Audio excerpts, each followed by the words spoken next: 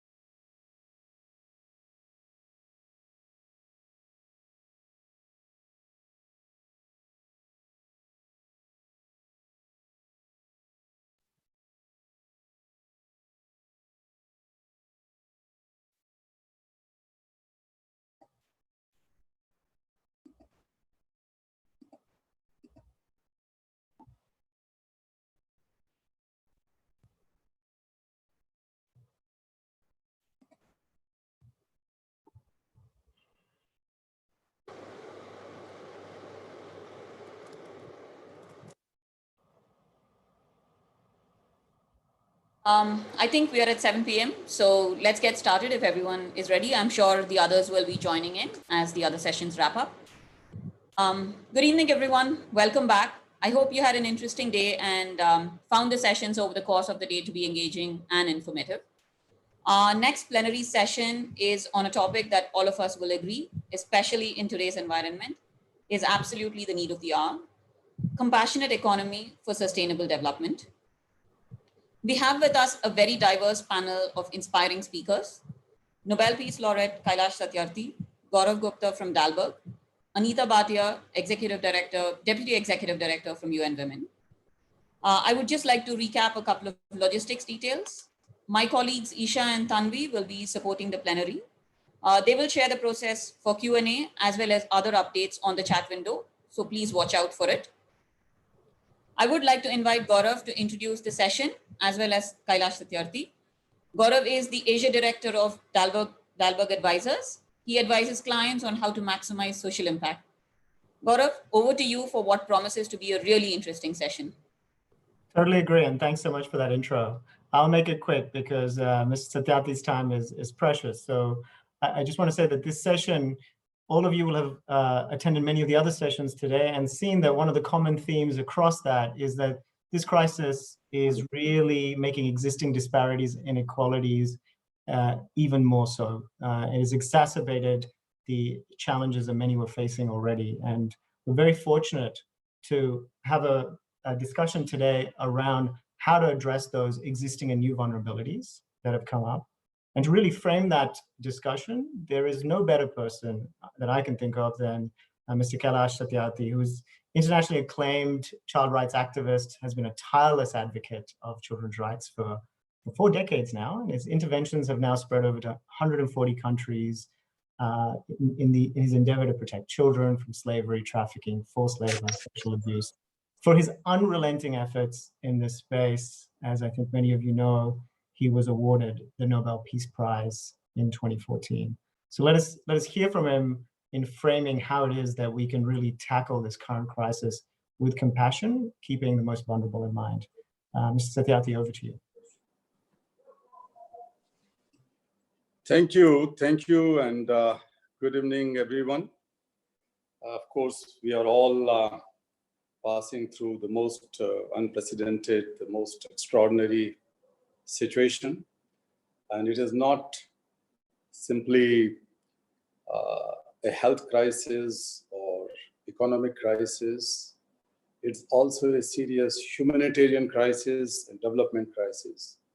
I can even go beyond seeing that it's also a crisis of civilization, because the new normals, new priorities, new politics, new economy will shape a new kind of civilization.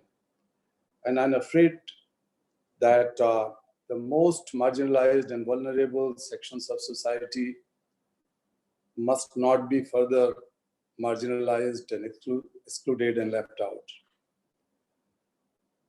We begin our morning with some of the most depressing and challenging news, as well as some of the promising and inspiring stories as well. Today, I think in 2 or 3 different places, about 15 migrant workers who were trying to return home were crushed by the trucks or met with some other accident and died. It is the situation of many people in many places across the world. When I'm trying to speak on the issue of compassionate economy,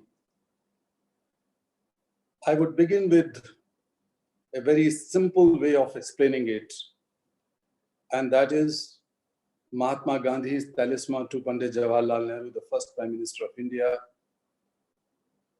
When asked by Nehru, Mahatma Gandhi said that if you are going to formulate or frame a policy or making any decision, make sure that the last person of society, the poorest of the poor you have ever seen in your life, should feel comfortable, should feel smiling, and be protected. So the economic policies and the political decisions must be guided and driven by the well-being of the last person of society. I'm not using compassion as a religious or a spiritual connotation. It is something which is needed in politics, in society, in religions, and economy as well. It is not just sympathy to be sympathetic for others, neither it's empathy. Sympathy when you feel the suffering of others and have some concern. And empathy is much more deeper. That is feeling for the suffering of others as your own suffering.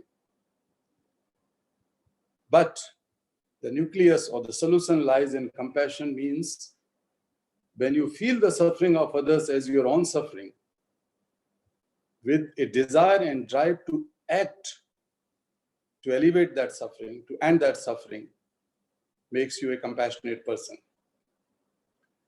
And in terms of economy, if we are able to imbibe this value of compassion in making our economic decisions now, it would not only help in addressing the humanitarian crisis and the crisis of civilization, but it will also help in ensuring that the inclusive development does not fall off track.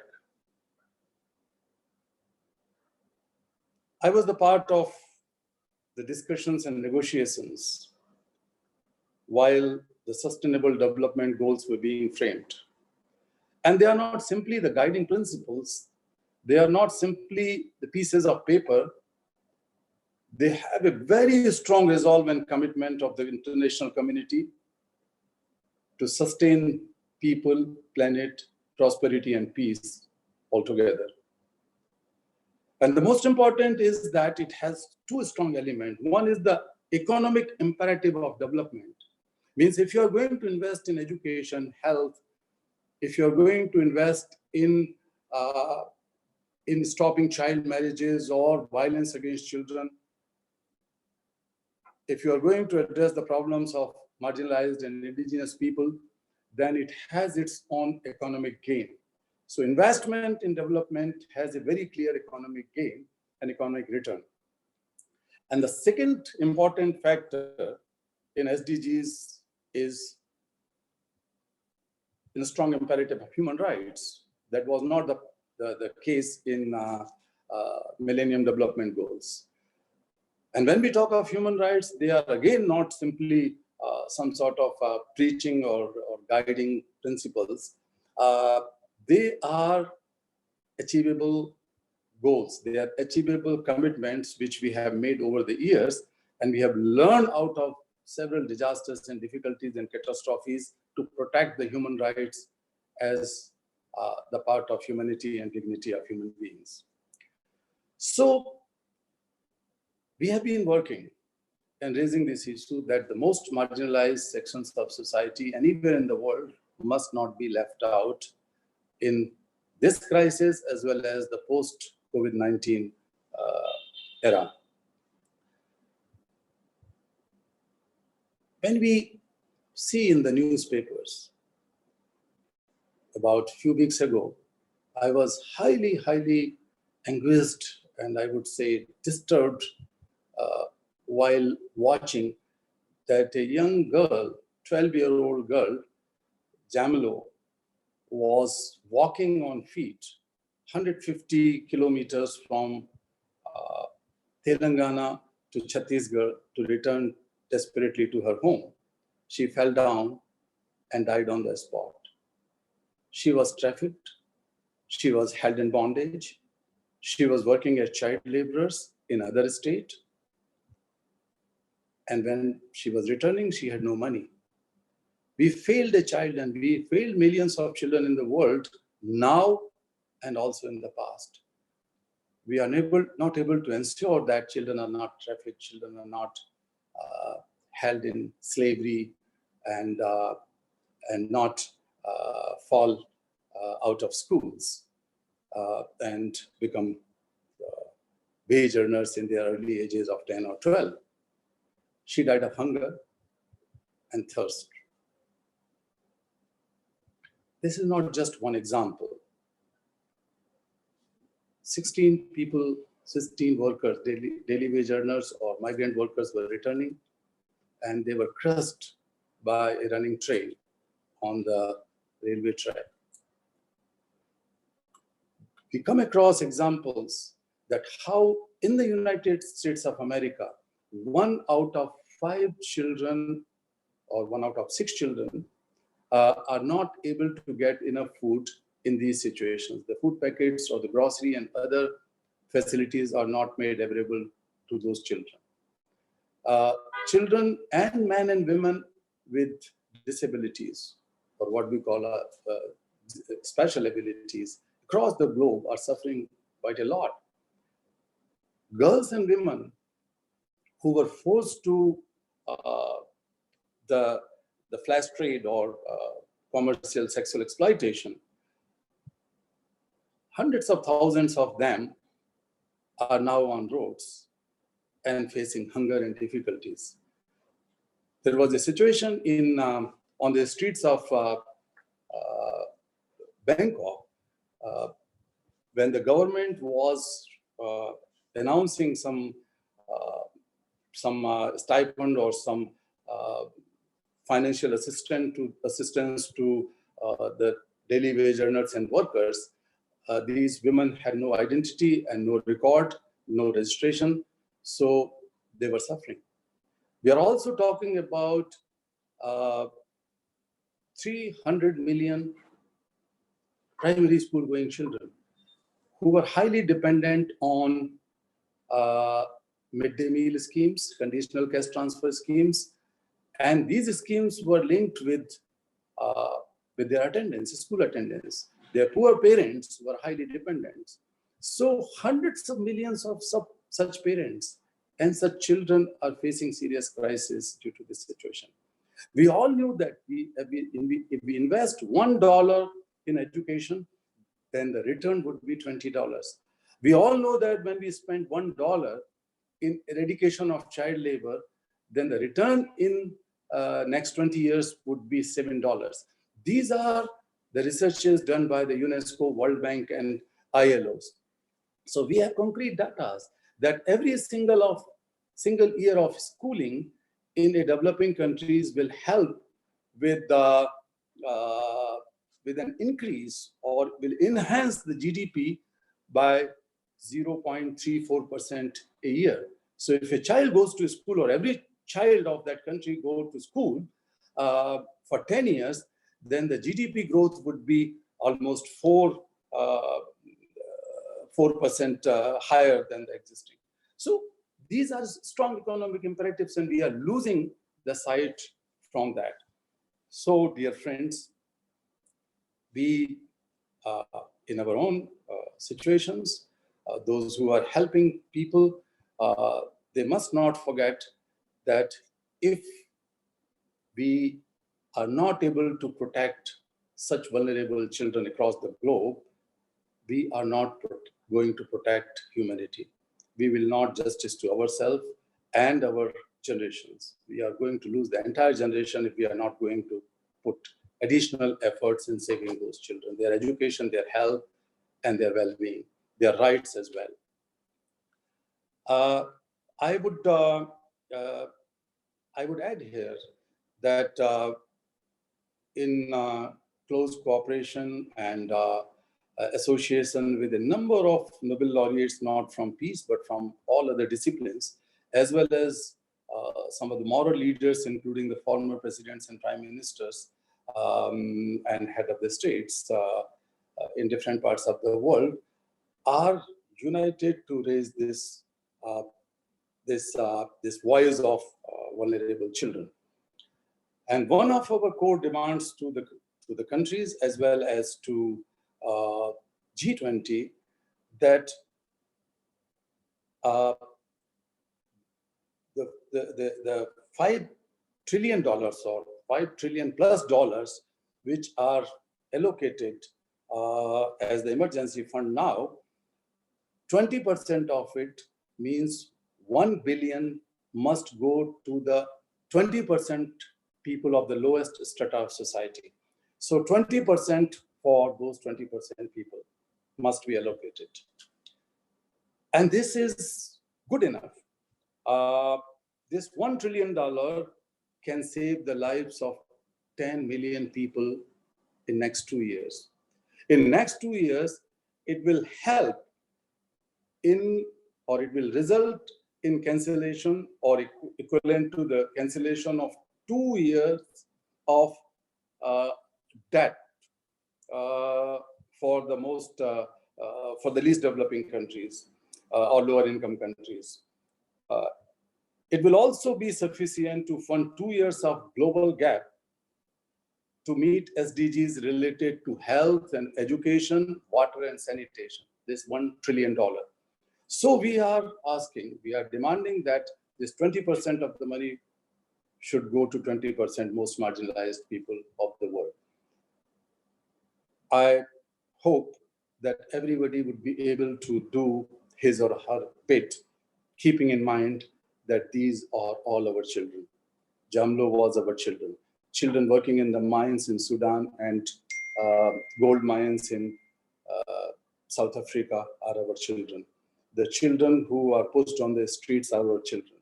The children who are locked and their employers have run away from premises, workplaces, factories, and mines are our children.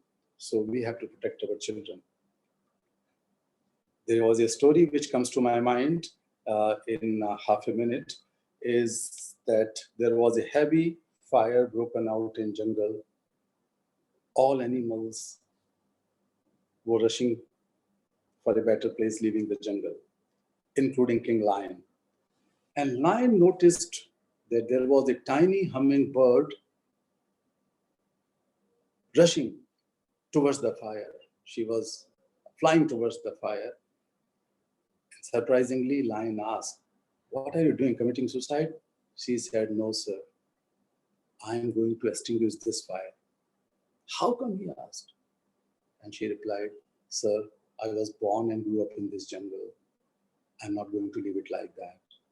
I am doing my bit." dear sisters and brothers, do your bit for children.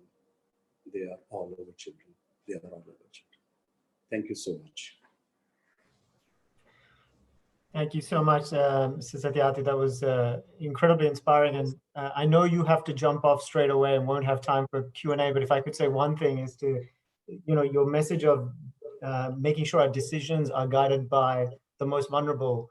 To be able to do that, we need people who actually allow us to know who the most vulnerable are. And for that, we need eternally vigilant leaders. Such as yourself. So thank you for being eternally vigilant and bringing these stories to us. Thank you so much. And thanks to everyone who's joined us. We have a great set of conversations ahead of us. Unfortunately, Mr. Satyarthi has to jump onto some calls to actually push that message that he was giving to us with some world leaders. So it's time well spent. What I wanted to do now is just take you through the next 40 minutes. What we're going to do is share with you some of the data that underpins what you just heard. So there's been a lot of great organizations that have been going out there into the field, trying to understand what's happening on the ground, how is this vulnerability being felt? And we want to shed a little bit of light on that. These are very live data sets, and it's not always easy to get that information out into the public, but we thought we'd use this forum to at least highlight a few things. And following that, and really sort of completing out our first plenary, we have Anita Bhatia, the Deputy Director of UN Women, who I think is a perfect sort of endpoint for this, really talking about one of the most vulnerable parts of this equation, which are women and girls, and the need to take a gender lens, and how actually a gender lens can actually be a strong lever for us addressing these issues. So that's what's ahead of you in the next 40 minutes. I'm going to also invite my colleague Shweta Totapalli to join me, and we're going to go through a presentation now. Now, I hope all of the tech works. I'm just about to share my screen, and let's see if this starts to work.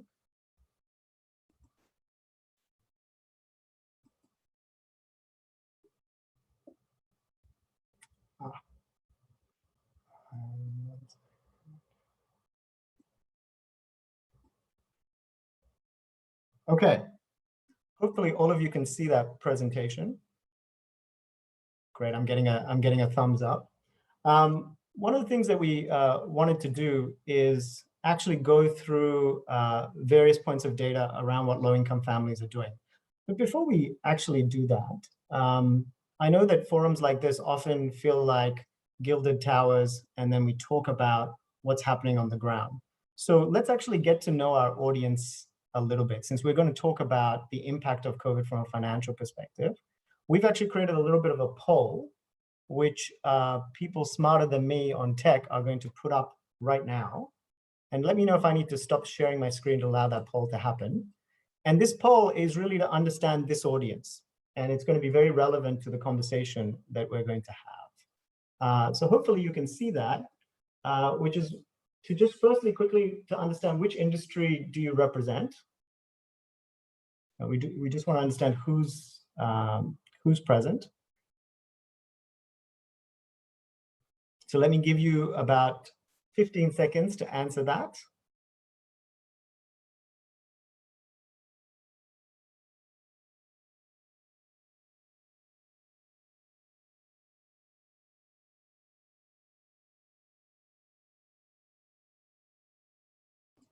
Okay, great. If we could just get the next question.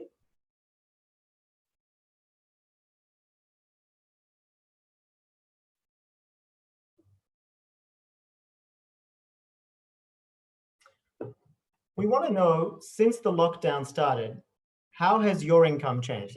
We're asking about the audience here. Okay, we'd like to know from you guys, since the lockdown, for whatever reason, has it increased a lot? Has it stayed the same? Has it decreased a little? Has it decreased a lot? I'd love to understand, how's your personal income changed? Remember, this is all anonymous, so feel free to change. And the second question that's there is, since the lockdown, how has your daily spending changed? Has your spending increased, decreased? Certainly for me, it's decreased significantly. So just give you again a few seconds just to answer that question, and then we'll go through this presentation.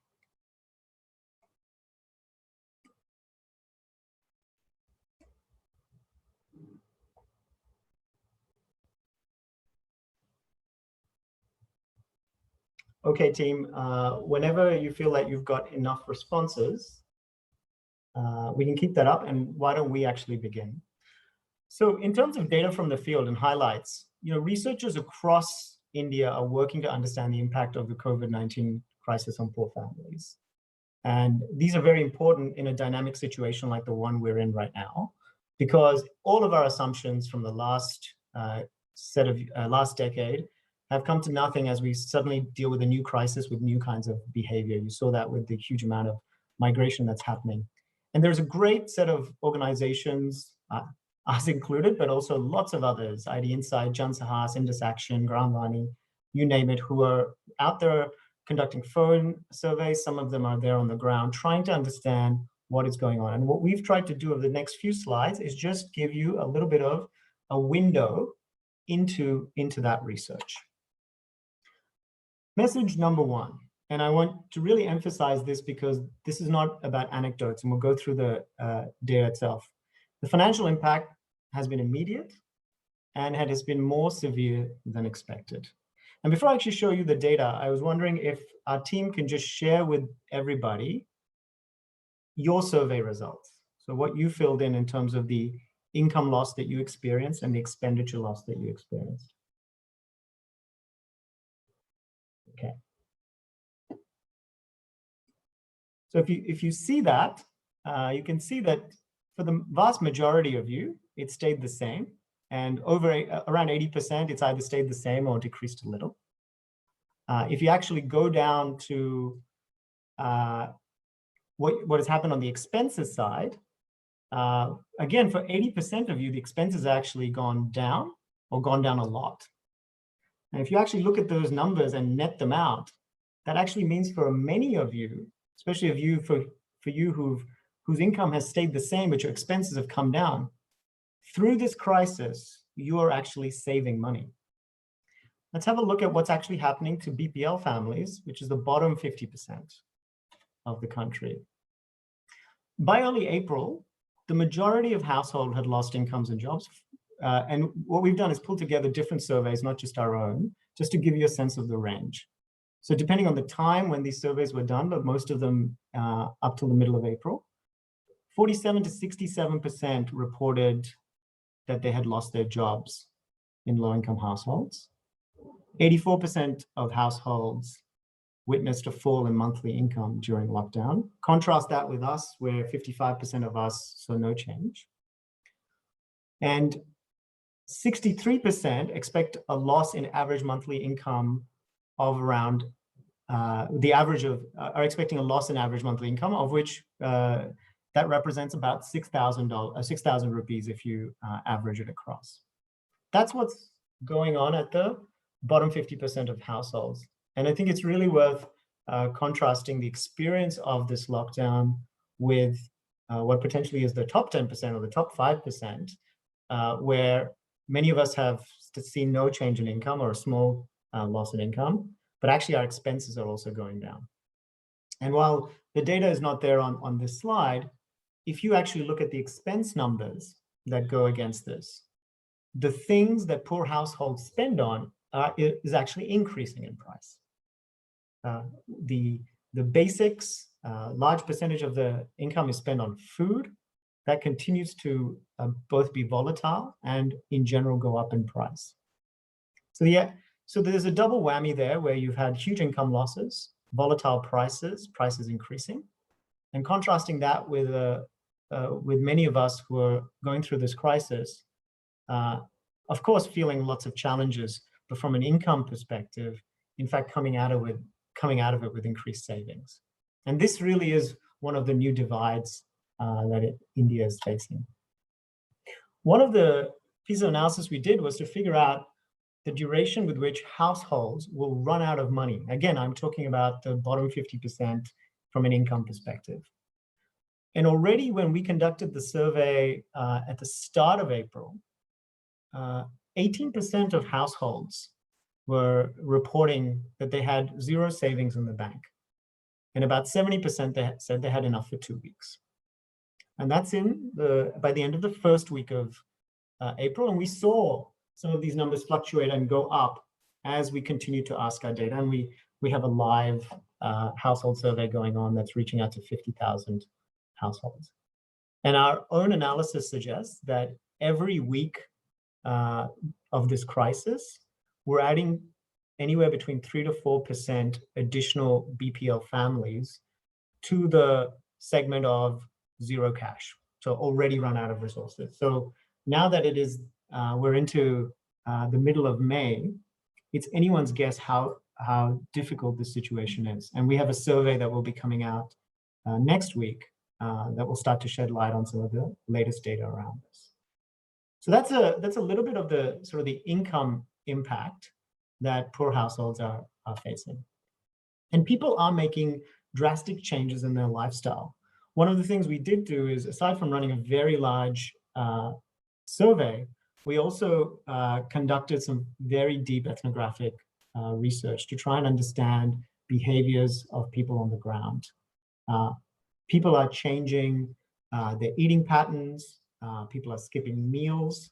That has obviously an effect on productivity, which actually then lowers income. So you get into a cycle. These things are actually being felt by people. There's no end in sight given limited jobs. And so people are very concerned. And there's a big issue around migration that is happening, to also essentially leading to oversupply of work. Oversupply of labor in what was already a limited labor set of conditions. So as we sort of think about migrant labor and helping migrant labor, and also recognizing that there is all these health concerns, people who are receiving them in villages are also concerned about what that means for a local job situation, and often what that means for a gender balance perspective as well, where a lot of NREGA work, which used to go to women, may now again shift. So these are some of the practical things people are feeling. And I'm going to hand over to my colleague Shweta, who I'd say is the brains behind this very large survey that we're conducting, to share what's actually happening from a government entitlements perspective. Thanks very much, Gaurav. And Gaurav did a really lovely job of sharing the depth of the financial impact that poor families are facing, and really highlighting how important government entitlements are during this stretch. And what we're seeing from the data is that these entitlements are really providing an important lifeline for poor families. What we're also seeing is that there have been challenges with delivery that make it hard for some families to access and use their entitlements. Next slide, please. The good news is that 96% of low-income households are eligible for at least one entitlement. They're registered for either PDS and or cash. What that also means is that there's 4% of households that are actually not registered for anything, right? And so while 4% is a small number, it is still a significant number in a country as large as ours. And the thing that's really concerning about the 4% is that these are the people who actually have the hardest time proving who they are, who are already particularly vulnerable and already are probably not getting any help in the first place. And so I think a lot of the efforts that are underway to universalize coverage in certain states for ration, et cetera, are particularly timely and important. We then did a deep dive into two types of entitlements. One was PDS and the second was cash. So when we looked at the PDS story, what we saw was that 84% of low-income households were registered for PDS. And about 80% of those are actually getting free or subsidized ration during this stretch. What that means is that 15 to 20% of households are not able to get free ration or subsidized ration. And so the reasons that that's happening is because there are stockouts. And so people, still 15 to 20% of people are actually not able to get rations even though they are registered during a time where the need is perhaps higher than ever before. That, of course, does not even touch upon the quality of the food, right? So if you look on the previous slide, what you see is that people are talking about the fact that they're getting wheat, and that's helpful, but it's not actually sufficient. They can't survive off of wheat, rice, and salt. they need pulses, they need vegetables, etc. And we're also seeing other people talking about how even though they have many people listed on their ration cards, there are only some people in their families are actually getting it. And so this points to some of the implementation challenges with ration, as well as some of the scope issues in terms of what can our food system currently deliver to people. When you look at the cash story, we're seeing a similar percentage of households who are registered for at least one cash entitlement, and that's about 85% across the different schemes that the government announced relief efforts under. And the good news is that the households are getting on average about 1,100 rupees, and that's covering around 30 to 40% of their expenses on essentials during this time. However, what we've also seen is that about 60% of people have gotten their entitlements and report that they received their cash transfer in their bank accounts, but that means another 40% as of mid-April had said that they had not yet received that amount in their accounts. And so there's some questions around, to what extent are people getting their transfers? Do they actually have the money in their account but don't actually know? What are the reasons that that they haven't actually said that the transfer has hit their account is something that we're looking into. The other thing is that even if they've gotten the transfer, quite a lot of households are reporting difficulties in terms of withdrawing cash. The quotes on the right really illustrate the point pretty well. The first talks about how hard it is to get to a bank that's 3 kilometers away. The crowding at banks is actually resulting in people not even trying to go in the first place. And even if they do go, right, the one family articulated how it was so crowded that they actually turned away and were able to get nothing. And so in order for entitlements to be really useful during this time, it's really critical to think about how to address these last mile challenges and make sure that people not only get the transfers in the account, but they're also able to use them to buy essential goods and supplies. So I think the implications in terms of, what is the entitlement story telling us is that they're really helpful. People really need them right now. It's providing an important lifeline, but there's some important things that folks need to think about in terms of improving their efficacy. One is really thinking about enrollment efforts and how further to think about relaxing eligibility during this time. Two is really, given what Gaurav said about the extent of the financial impact and the extreme distress that many families are facing, how to continue food and food delivery, even through PDS and ration, of course, but also through other solutions like community kitchens, and make sure they're working really well so that anyone who needs food is able to get it. And number three, really to make sure to fix last mile challenges, both with ration, but also with cash.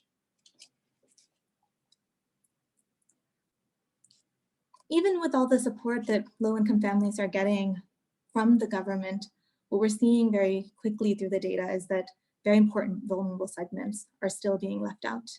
And this really hits home and personally because, as Gaurav mentioned earlier, women and children are amongst those who are disproportionately affected. And I'll just give a few examples of how they're being affected. From a health perspective, 50% of parents with children under the age of 5 years reported that they were having trouble getting access to immunizations for their children. From a well-being perspective, about 40% of parents reported that their children's mental well-being and happiness have suffered. From a security perspective, the National Commission of Women reported a 50% increase over just the beginning of the lockdown period in terms of domestic violence complaints. And these are only the cases that have been reported, and data from the past shows how underreported domestic violence complaints have always been.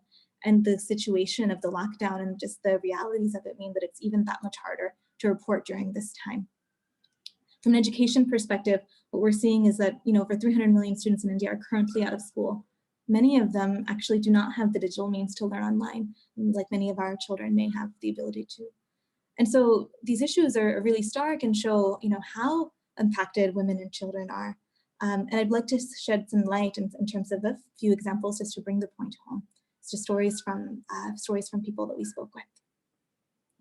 What we're seeing is that all of this is happening while women are doing much, much more at home, but actually they have even far reduced access to essentials. One gentleman actually framed this really well, where he shared with us, before the crisis, my wife and daughters used sanitary pads, but now we don't have the money. They've had to shift to cloth. So one of the things that we're seeing is that access to women's essentials have actually been overlooked during this time. Another woman, we have difficulty going outside to use the toilet. We used to go at 7 a.m. Now we have to go at 4 or 5 a.m. The police stop us even if we tell them. That's clearly a health issue That's clearly a mental well-being issue. That's clearly a safety issue that feels like it's just being fully overlooked at this time, and just highlights how vulnerable women are. Looking to another overlooked population, trans people and sex workers are one of the worst impacted and almost completely overlooked. And actually for them, they have little access to relief due to their identity. Here's one good example. We haven't received any government support yet. I've heard about the Jan Dhan account, but I don't have one. I don't know anyone from the transgender community who has an account. And so this speaks to the 4% that I mentioned earlier, the people who are not registered for any government support during this time. And it speaks to how much more support that these individuals need when actually the entitlements are not reaching them at all. And I think the thing for me is that these stories really just represent the tip of the iceberg for vulnerable segments: women, children, trans people, sex workers, many others. There's a lot of other topics, right, that we haven't even touched upon. Time poverty that results due to the extreme amount of unpaid work that women are doing right now. Women's prospects of being able to return to the labor force when men are actually coming back and perhaps taking the jobs that they used to do. Girls' education, early childhood development, access to contraceptives, agency over ration and cash that so many people have worked so hard to ensure, especially for women. All of these things feel like they're being overlooked during this time. And the thing is that these topics and these people deserve attention and they deserve support. And as a starting point, we need better data. So I've given a lot of stories, but we actually don't even have a lot of the data on these topics. And so the research community needs to galvanize around that.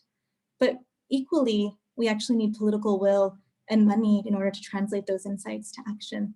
And with that, I'm going to hand it over to introduce Anita, who will be speaking about how we can actually bring a gender lens to a lot of the work that's underway in India.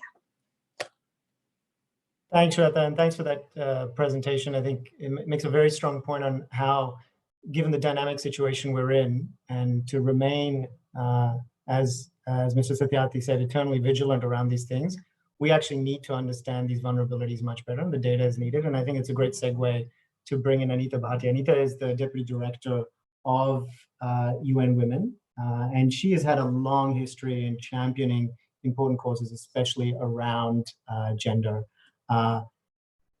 She's been an influential thought leader in the gendered response to COVID globally, describing, I think in her words, how to build back better by smashing the stereotypes around gender roles.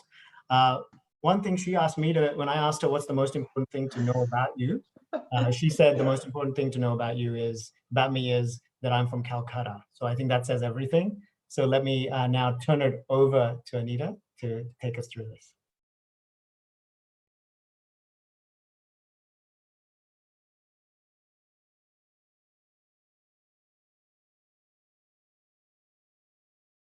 Can you hear me? Yep, you're loud and clear, Anita. Okay, good. So look, first of all, thank you very much. It's great to be with all of you. Great to have caught the last portion of Mr. Satyarthi's very inspiring, as you said, Gaurav, very inspiring speech. And thank you for that presentation, Shweta. It had a number of really interesting data points in it. Maybe I'll just start off by saying that I think having come this far in the crisis, we're now several months into it in the US. I think it is really a very good time to just stop and think for a little bit about what this crisis is teaching us. And one of the things that I think it's teaching us is that governments worldwide and societies worldwide have not actually invested in those systems and processes and investments in health, in social safety nets, in social protection systems that would enable us to actually fight a crisis of this magnitude better. The human race is odd in that we often know about risks and then we don't actually act on them. And when I look at what is happening to women worldwide, it really worries me because there is still such a large gap to be addressed in terms of reaching gender equality. And we had those gaps and the issues even before the pandemic hit. And now that the pandemic has hit, these issues have been thrown into really sharp relief. And what do I mean by that? So there are a couple of ways to think about this problem. The first and foremost, I think, is actually, is there a gender lens on decision-making having to do with the pandemic? First and foremost. And women simply do not have a seat at the table. So when you turn on the television and you watch who's talking about the crisis and how it is being handled, by and large, these are men talking. And yet, when you look at the impact of the pandemic and who it's affecting disproportionately, women and vulnerable groups, as Shweta's presentation showed, are right up there among those who are most affected. Now, of course, it's true that men are dying at higher rates than women from the actual public health emergency. But when you look at a series of different kinds of impacts, I think it's fair to say that women are actually, in some ways, bearing the brunt of this disease, not from a mortality perspective, but from the perspective of at least 4 other issues. First and foremost, in terms of the frontline workers, most of them are women. Frontline workers, I think 70% of social sector workers worldwide are women. And when you look at nurses, actually 92% of nurses globally are women. So the people who get infected are, by and large, are frontline workers because they are dealing with contagion every day. And many of these are women. Number 2, when you look at the burden of care.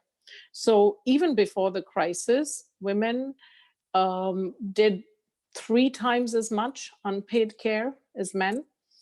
Now, with the crisis, women are carrying an even bigger burden on unpaid care. And this is really not just a question of something that can be solved at the household level. This is actually a question of public policy, because there need to be policies in place that allow women to contribute to the workforce in the way that men do. But they can't, because if you're at home taking care not just of your own work, but also of the children, the schooling, the housework, we've just seen this absolutely and completely magnified during the crisis. So in terms of data, it would be really interesting to think about, has the burden of care that women are carrying gone up 4 times, 5 times, 6 times? I don't know what the numbers are, but as you think about what data to collect, this would be one really key issue, because what that means is that if women are carrying such a disproportionate burden of care, they're not actually going to go back into the workforce in the same way. So this actually has longer term impacts on female labor force participation.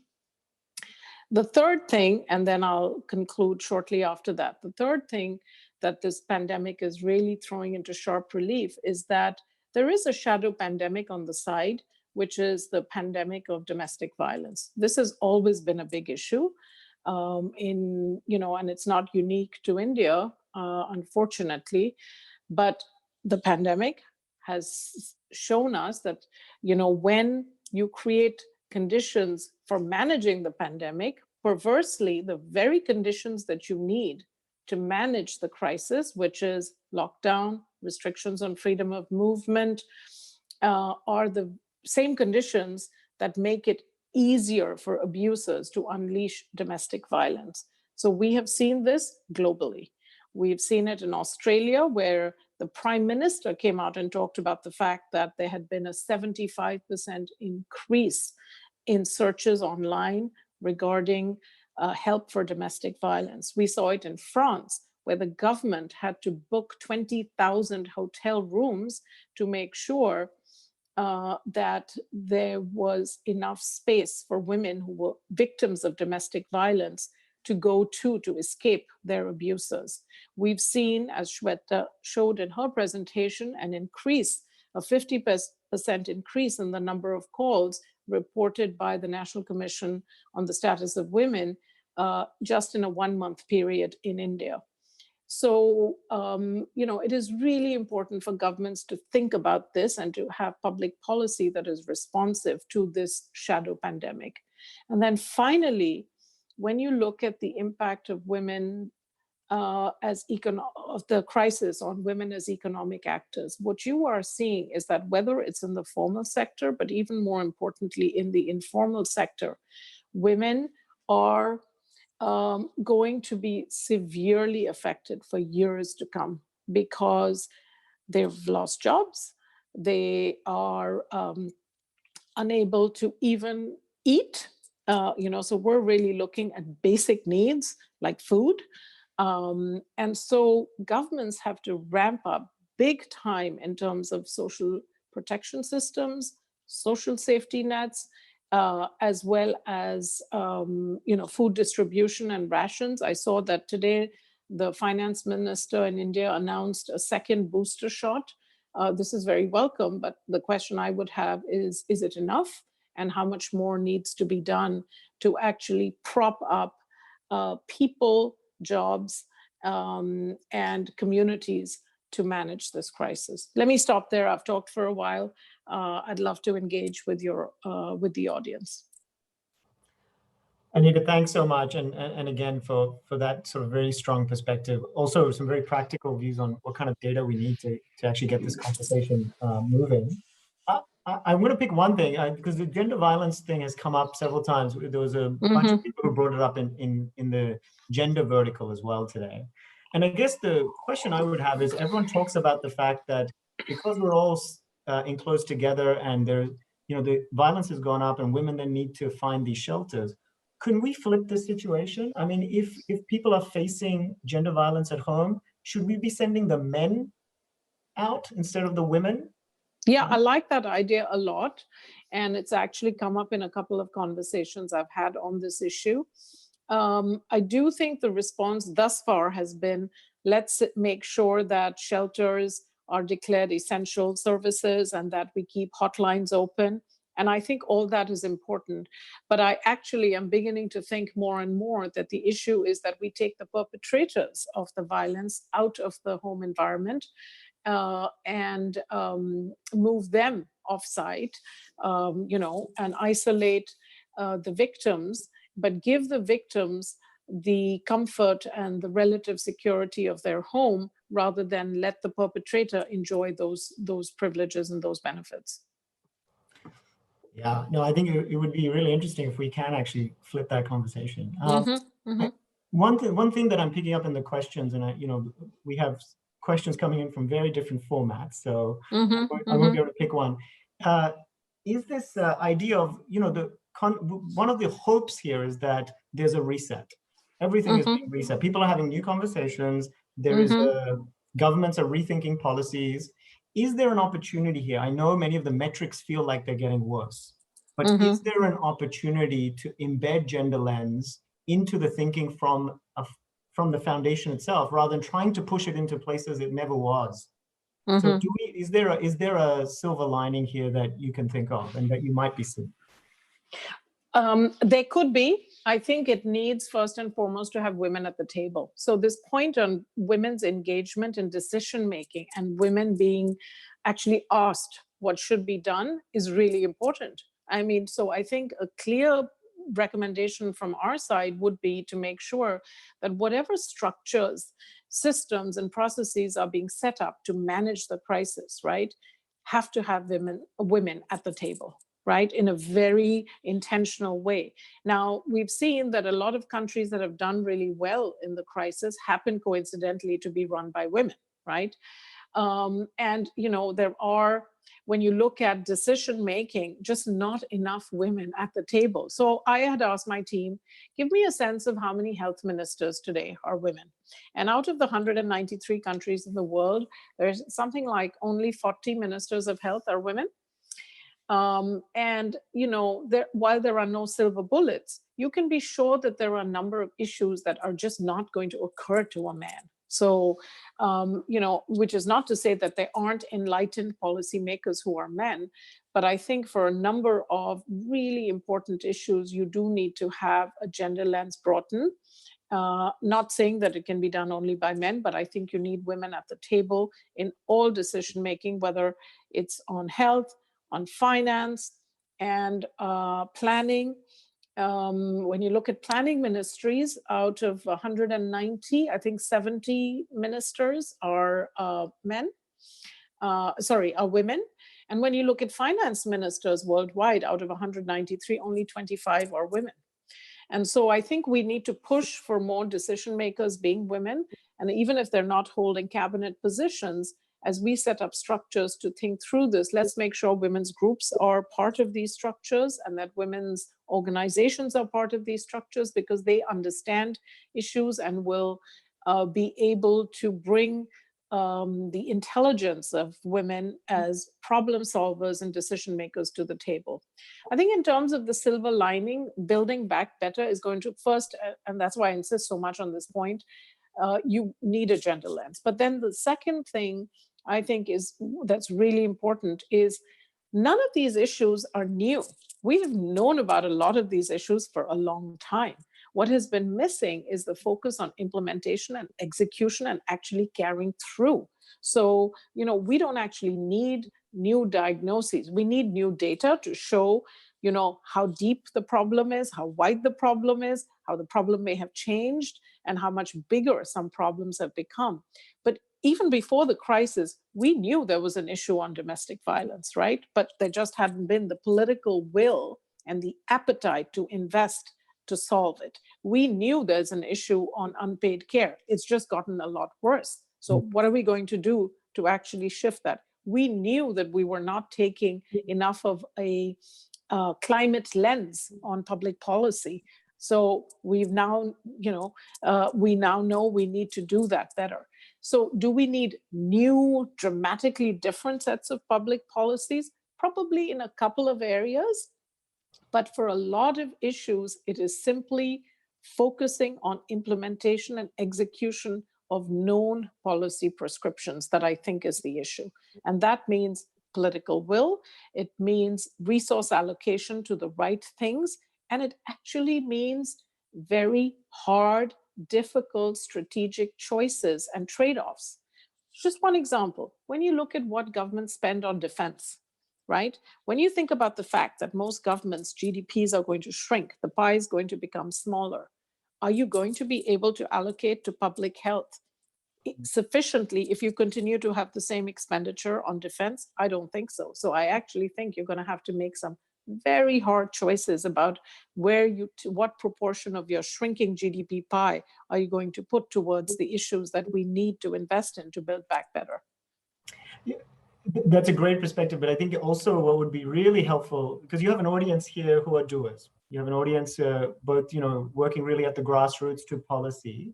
One thing that will, I think, equip them is a sense of who does it well, the ability to actually point to a few people, role models, who's taking leadership today that's really exercising exactly what you're describing, taking a gender lens and making smart decisions, because that can really open up conversations at the ground level, when you're facing down a policymaker and so forth. So look, I think a lot of self-help groups have done a tremendous job in raising awareness and in bringing issues to the fore. We need to invest in them. So I think we need a space at the table for self-help groups.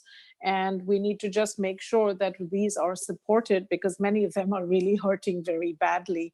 And we need to drive public funding as well as private philanthropic funding to self-help groups. So I think those are groups that are doing a lot. Second, I think, as I said before, I think women's groups are really important. But also in terms of vulnerabilities, we cannot leave anyone behind. So I think we do have to focus on groups that are bringing to the fore issues on LGBTQI, as well as people working on disability, and making sure that we are being really inclusive and thinking about the needs of many, many vulnerable groups who are going to be left behind. So I think there's a role for public policy, but there's also a role for the self-help groups and organizations to continue to make their voices heard. Great.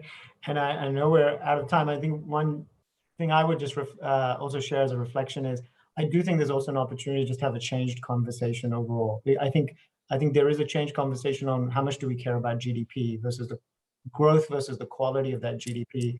And that also means actually bringing women into the calculation of GDP, right? The whole missing work, the unrecognized work that happens that isn't recognized.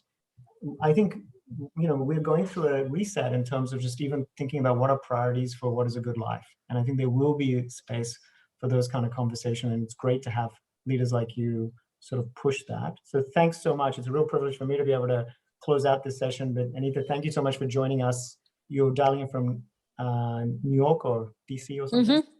Yeah. Thank you for Thanks so taking much, Gaurav. Thanks to you, and thanks to your very interactive and engaged audience for this opportunity to engage with you all. Thanks very much. Thanks, Anita. And with that, we are going to Bye-bye bring now. today's plenary to a close. It's a privilege to do that. You guys have been involved in multiple, I think there were 16 tracks. And so it was fantastic for us to be able to have the last plenary of today be about vulnerability, because a lot of the discussions today surfaced these emerging vulnerabilities, and what a great lineup. So thank you for engaging, and I'm going to hand it back to Lakshmi with, I think, some important announcements. What's in store for us tomorrow as well? Thank you, Gaurav and Shweta, for sharing the findings of your ongoing survey, and Anita for your insights. I guess it is an evidence of how engaging the audience found it that I know in the Q&A, so many people have asked you to share the findings of your survey. So clearly, this has posed a lot of questions to the audience, and that is really what one wants in a session. Thank you for highlighting how deeply COVID has impacted the most vulnerable sections of our community, be it children, women, differently abled, low-income households.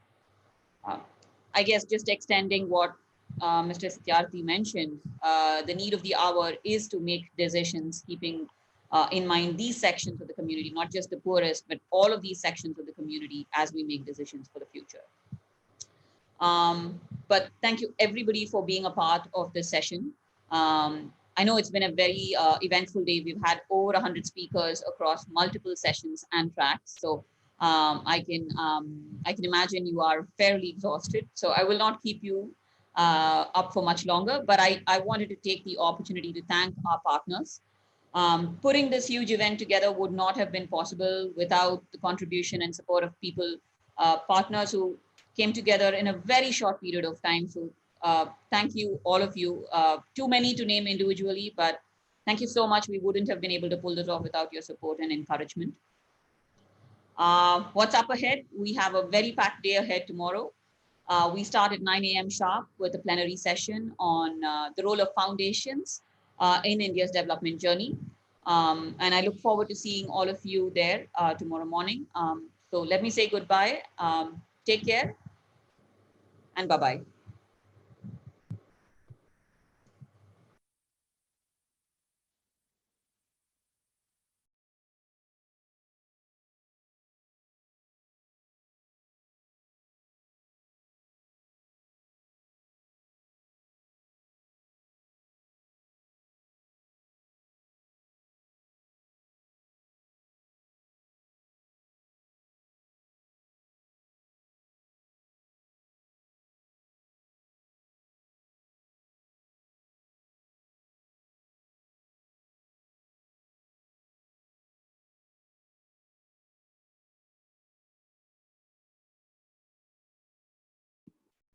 Thank you all.